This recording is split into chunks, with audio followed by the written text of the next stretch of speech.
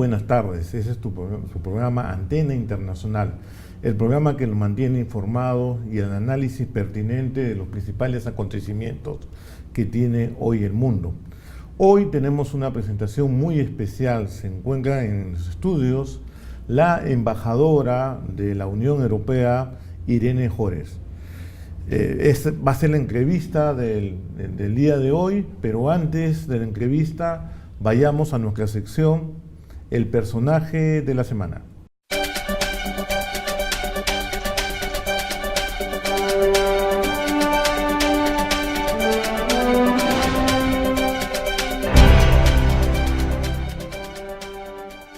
Y el personaje de la semana es Luis Guillermo Solís. Él el día de ayer ha asumido el poder en Costa Rica. ¿Y cuál es el verdadero terremoto político que ha ocurrido en este país centroamericano? Luego de décadas de dominio entre liberales y demócratas cristianos, hoy se levanta esta figura de un independiente que busca justamente recuperar la confianza perdida en el sistema político en Costa Rica. Debido a una serie de escándalos políticos, problemas de corrupción, el gobierno anterior de la expresidenta Laura Chinchilla, los costarricenses han decidido salir del bipartidismo y ahora apostar por una nueva figura política en el escenario costarricense. Él va a tener la delicada misión de poder recuperar los niveles de economía en este país centroamericano que siempre se ha distinguido por tener una larga tradición democrática desde el gobierno de Pepe Figueres. Vamos a decir que por estas razones el señor Luis Guillermo Solís, actual presidente de Costa Rica, es el personaje de la semana. Y ahora vayamos a la cifra de la semana. Y la cifra de la semana es 200. Lamentablemente este número nos trae recuerdo la cantidad de adolescentes nigerianos que han sido secuestrados por un nuevo grupo islámico, bueno para la opinión pública internacional, que no lo ha seguido específicamente, llamado Boko Haram. Este grupo aparentemente ha querido hacer una especie de trata de personas y ha secuestrado a estas niñas.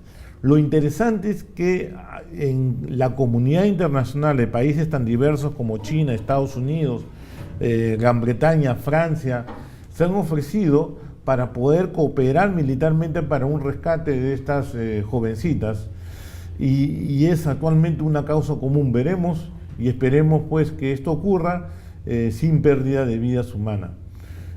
Bueno, dicho esto, vayamos a la entrevista de la embajadora Irene Jores. Muy buenas tardes, señora embajadora, y muchas gracias por estar nuevamente aquí en nuestro programa. Muy buenas tardes y muchas gracias por la invitación. Hoy, 9 de mayo, es un día muy especial para la Unión Europea. Un aniversario más desde aquel discurso que unió a las diferentes potencias luego de esta desagradable experiencia de lo que fue la Segunda Guerra Mundial, la necesidad de unirse esfuerzos, ¿no? La unión de los países europeos ya había sido planteado teóricamente mucho antes, ¿no? Desde el tiempo de Manuel Kant, ¿no? Con la paz perpetua y una serie más de académicos. La pregunta sería específicamente, ¿cómo hablar hoy de qué cosa puede unir a la Unión Europea después de tantos años en el cual ha habido periodos de crisis y de apogeo? ¿Cómo leer desde el año 2014 esta unión? Bueno, ante todo, muchísimas gracias por la invitación. Y efectivamente hoy celebramos un cumpleaños importante. La Unión Europea tiene 64 años, o sea, es el 64 aniversario de un discurso que expuso por primera vez la idea de una Europa unida. Y lo remarcable de este momento es que aquel discurso ha sido pronunciado a 5 años del fin de la guerra más desastrosa que hemos tenido en el continente, que era la Segunda Guerra Mundial, y que ha dejado en cenizas el continente, con muchísimos muertos, con pueblos muy enfrentados, y en una situación donde digamos, los franceses o los alemanes se odiaban, ¿no? Y entonces tener el coraje en este momento de decir, planteamos una unión, una causa común entre los pueblos, era casi impensable. Entonces, ha tenido una visión extraordinaria de plantearlo y después la astucia de cómo poner en marcha también esa unión. Es que la unión no ha sido una unión desde el 1950, sino se ha venido construyendo, poniendo en común diferentes ámbitos políticos y creando, o sea, empezando por la industria del carbón y del acero, justamente porque son las industrias de base de la guerra, y poniéndolos bajo administración comunes. Y hacer que las tareas y las políticas comunes y las instituciones comunes sean tan amplios y los intereses tan vinculados y tan estrechamente ligados para que no pueda haber más guerras en Europa. Esto ha sido el proyecto de paz, digamos, más radical que ha habido en Europa, y la construcción de la Unión Europea es un proyecto muy particular. No es ningún otro proyecto de integración es igual a la Unión Europea. Entonces, si usted pregunta hoy por hoy, ¿cómo se puede hablar? Hoy la Unión Europea tiene 28 países miembros, tiene un mercado integrado, tenemos una sola moneda, tenemos una sola frontera común, tenemos muchísimos espacios y políticas que se hacen en común, y la Unión Europea, o sea, no se puede desintegrar tal cual. O sea, no es un club donde se entra y se sale, sino ya es una apuesta de los países a hacer políticas comunes con una justicia común, con una unión bancaria común, o sea, con tantas cosas en común que simplemente es una nueva realidad geopolítica. Y yo pienso que hemos logrado mucho, hemos pasado una crisis, y podemos hablar un poco más detenido enseguida de esto, que la hemos superado, y la Unión Europea ha sido fortalecida o ha salido con instituciones mucho más fuertes que antes. Ahora, el reto de ahora es relanzar la economía real, relanzar la creación de empleos para justamente las poblaciones que han sufrido mucho por estas políticas de ajuste que se han llevado en los últimos años, para llevar a los estándares que la población espera. Señora embajadora, hay un punto bastante interesante que lo he escuchado muchas veces al momento de hablar entre Perú y Chile, el tratado, poniendo el ejemplo entre Alemania y Francia, ¿no? Dos países que han tenido en la historia innumerables enfrentamientos bélicos y con mucha violencia entre ambos países. ¿Cómo es que estos países lograron deponer esa rivalidad histórica por un proyecto común? ¿Qué pasó ahí? ¿Fue un problema de una decisión de las élites? ¿Una conciencia colectiva de que ya tenía que terminar esto? Porque esa enseñanza puede ser, digamos, recogido por otros países de tanta tensión que existe, ¿no? Con razones culturales, históricas de rivalidad. Claro, por un lado yo creo que lo que nosotros mismos aprendemos y tenemos que aprender de nuestra historia es que los nacionalismos y los ultranacionalismos nos han llevado solamente a la guerra y al retraso. Entonces, en aquel entonces la decisión de hacer una Unión Europea no ha sido conciencia colectiva, todo al contrario, ¿no? Lo que intentaba decir. Fue en una época donde los países y los pueblos se odiaban tanto que incluso era imposible que un francés se casara con una alemana, porque ambos iban a ser repudiados en sus comunidades. Entonces, superar esto ha sido, yo creo que muy hábilmente, una decisión de ciertas élites de decir, vamos a poner en común las industrias básicas de la guerra, empezando con el carbón y el acero, crear una administración común y hacer que esta administración común no permita decisiones unilaterales por un país contra el otro. ¿ya? Entonces ha sido tomando la vía económica por delante y creando muchos intereses económicos conjuntos. Es un poco lo que está pasando entre Chile y Perú. Lo hemos aprendido de ese caso, ¿no? Bueno, lo que se ha dado entre Chile y Perú también, ¿no? Entonces, pero, mire, y después del carbón y el acero se ha hecho la unión de la industria atómica, después han seguido las comunidades económicas europeas en su momento, en el siglo XVI, que han optado por un mercado común, que han optado por una política común agraria, por ejemplo, y así se ha venido aprofundizando paso a paso, ¿no? Entonces, la Unión Europea ha hecho dos pasos paralelos. Uno ha sido aprofundir lo que nosotros llamamos la profundización de la Unión, es decir, cada vez más áreas políticas están puestas en común, y por otro lado un proceso de ampliación que era el de acoger nuevos miembros. Así es. ¿No? Sobre ese punto también es un nuevo aniversario, el 10º aniversario de la inclusión de los países que antes pertenecían a lo que se denominaba la cortina de hierro, ¿no? Países como Polonia y otros más ingresaron a la Unión Europea.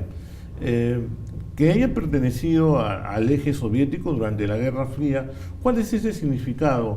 Que estos países han considerado que la democracia es el camino más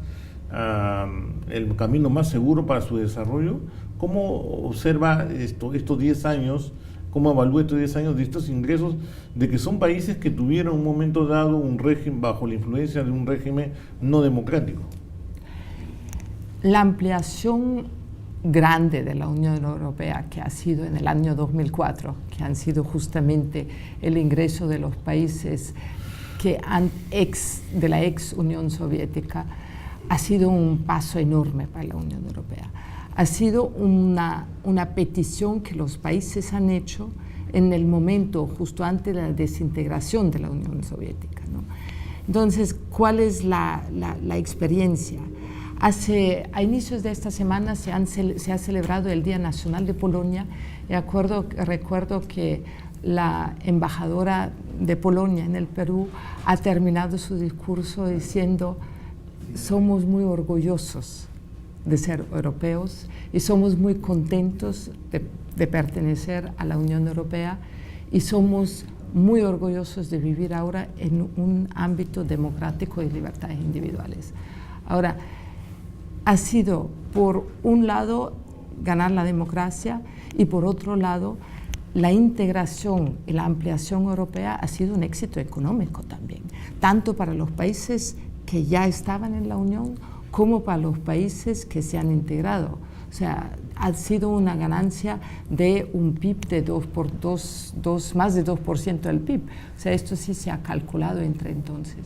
Y la ampliación de la Unión Europea, o el ingreso a la Unión Europea, es una palanca muy importante de importantes reformas políticas, democráticas y económicas que se le piden al país antes de su adhesión, porque no es un club a cero costo, ¿no? O sea, entrar a la Unión Europea es adherir a todo lo que nosotros llamamos el acquis de la Unión, o sea, todo el paquete legislativo, regulatorio que tiene la Unión, y que básicamente ve tres cosas. Uno, que son las reformas democráticas y de gobernanza, es decir, lucha anticorrupción, que son la separación de poderes, el funcionamiento de las diferentes instituciones, y establecer también reglas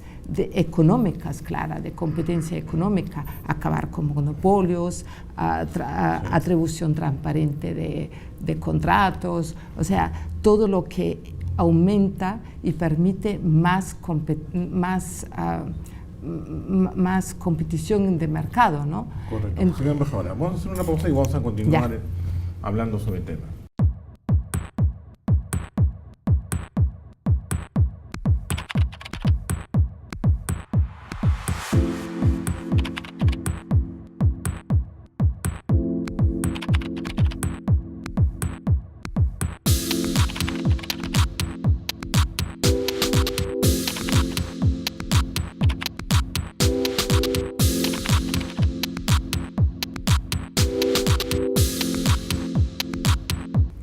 Continuamos con esta entrevista a la embajadora de la Unión Europea acá en el Perú, la embajadora Jore. Señora embajadora, uno de los temas más importantes que está ocurriendo en estos días es el tema de Ucrania, el conflicto interno dentro de Ucrania que ha comenzado a afectar el equilibrio internacional. Los rusos y principalmente el presidente Putin está muy preocupado porque siente que la OTAN está tocando las puertas ya del territorio de Rusia, propiamente dicho, ¿no? Luego de haber tenido, pues, históricamente una cortina de hierro de países que podían ser la defensa, hoy la OTAN está a punto de tocar territorio ruso, la puerta del territorio ruso, no digo que se pase más allá de la frontera. ¿El señor Putin y Rusia debería temer por esto? No, seguramente no. No, seguramente no. Para nosotros el tema de Ucrania es muy preocupante, efectivamente, porque es una desestabilización de un país que está en el vecindario directo de la Unión y que es un país que tiene una problemática y una estructura muy similar también a muchos de los Estados miembros de la Unión Europea, ¿no? Ucrania, a raíz de la desintegración de la Unión Soviética, ha salido y ha sido reconocido como un Estado independiente, soberano, con una integridad territorial, ¿sí? Y tiene todo el derecho de defender su integridad territorial. Ahora, cualquier cambio y cualquier modificación y cualquier tensión dentro de Ucrania se tiene que resolver, de nuestro punto de vista, dentro de las reglas de juego y dentro de la legalidad del país. Ahora, es un país con mucha problemática interna, con una población dividida, con un tejido industrial mal repartido. Está claro, pero digamos, lo que para nosotros es tan importante que cualquier solución pase por ser una solución negociada y que sea una solución pacífica. Esto ha sido el contenido de la resolución que ha sido aprobado en Naciones Unidas. Esto ha sido el consenso de las naciones en la reunión de Ginebra, junto con Rusia, junto con los Estados Unidos, con la Unión Europea, pero pedido por el gobierno de Ucrania. Entonces nosotros pensamos que Ucrania tiene que ir a elecciones lo más rápido posible, tiene que hacer sus elecciones para tener un gobierno legítimo y legítimamente elegido, y está claro que los problemas y las tensiones internas se han de solucionar de manera negociada. Para la Unión Europea, lo importante es no tener una destabilización en nuestro vecindario. Eso es lo que nos interesa. No necesitamos ningún ingreso de Ucrania, o sea, no es la Unión Europea que quiere ampliarse, no. La Unión Europea insiste en la inviolabilidad del derecho internacional y del orden internacional y en las necesidades de tener soluciones negociadas y pacíficas. Correcto, queda bien claro la posición europea. Ahora, la Unión Europea está evolucionando, cambia, y uno de los cambios que está realizando la Unión Europea es el concepto de cooperación con los países a nivel internacional. ¿A dónde apunta estos nuevos cambios que está realizando? Por ejemplo, los cambios que hay en la cooperación con respecto a América Latina y específicamente tal vez hablar algo del Perú. Por supuesto, muchas gracias. Yo creo que lo que está cambiando es el mundo entero, ¿no? O sea, también América Latina ha cambiado, el Perú ha cambiado mucho. Entonces, estamos hoy en una geografía bastante distinta que hace 20 o 30 años. Entonces, por un lado, la Unión Europea se ha consolidado también en su política exterior. El Perú, para hablar muy específicamente, ha crecido, ha experimentado un desarrollo económico sin precedentes y es ahora un país emergente de ingreso medio. Entonces el Perú, si bien tiene problemas de desarrollo interno, pero para nosotros es un partenario, no es un recipiente de ayuda, ¿no? O sea, y yo creo que es un consenso mutuo que estamos redefiniendo la característica de nuestra relación. Estamos haciendo muchas cosas conjuntas en el ámbito internacional. Estamos, como ustedes saben muy bien, hemos firmado un tratado comercial. Estamos ante la eliminación, de hecho, de la visa Schengen, y tenemos un partenariado en muchas cosas. Ahora, estamos manteniendo también nuestro apoyo financiero a las políticas de desarrollo interno del Perú. O sea, el Parlamento Europeo en diciembre pasado ha aprobado un sobre de 67 millones de euros específicamente para el Perú, y con ello vamos a apoyar las políticas de inclusión social del Perú, la gobernanza en las regiones, o sea, sobre todo las reformas del manejo y de la gestión de las finanzas públicas y la gobernanza en las regiones, y vamos a apoyar también el desarrollo de las pequeñas y medianas empresas para que puedan aprovechar mejor las nuevas oportunidades que también les ofrece nuestro Tratado de Comercio. Qué interesante, ¿no? Porque creo que acá, si lo podemos resumir, es que está apoyando el aumento de las capacidades del Estado que pueda tener, ¿no? Para poder atacar la pobreza, para poder administrarse mejor, ¿no? En general, ¿no? Ese es uno de los cambios del rubro. Una de las cosas que los peruanos muy especialmente estamos bastante interesados y siempre le deben estar preguntando sobre la visa Schengen. ¿Cuándo lo vamos a tener?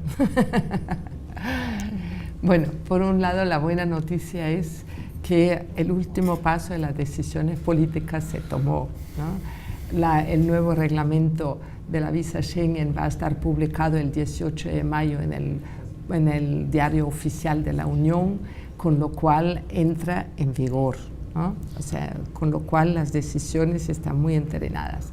Ahora, hemos iniciado los trabajos técnicos para la evaluación de riesgos, y que va a llevar después a la negociación del tratado bilateral entre la Unión Europea y el Perú sobre la eliminación y las modalidades de hecho para la aplicación de la eliminación.